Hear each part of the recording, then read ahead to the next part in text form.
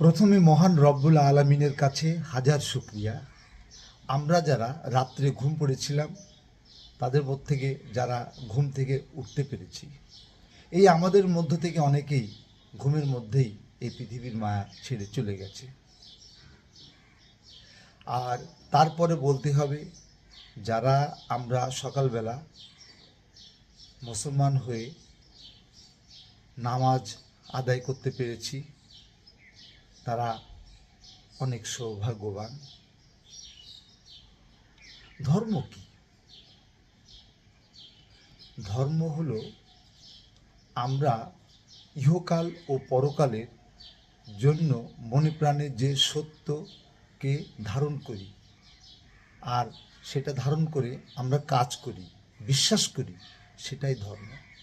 আমরা মুসলমান।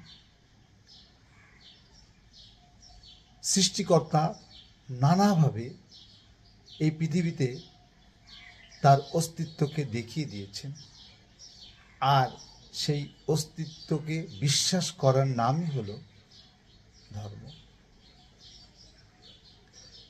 যারা মানেন না, যারা বিশ্বাস করেন না, তারা নাস্তিক। মহান আল্লাহ তাআলা পৃথিবীতে কত সুন্দর রং, রূপ, গন্ধ, সুধা দিয়ে সৃষ্টি করেছেন। আমরা কতটুকু তার শুকরিয়া আদায় করি?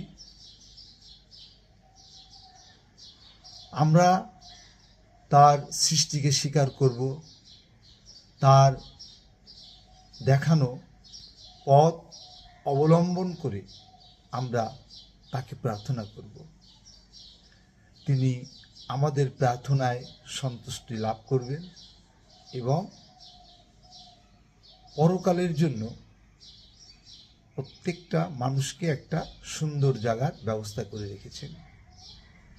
আর এই পৃথিবীতে আমরা যদি ভালো কাজ করে যাই, তাহলে এই পৃথিবীতে আমরা ভালো কাজের ফল পাব। তারপরেই বেহেশত দোজখ সব কিছু।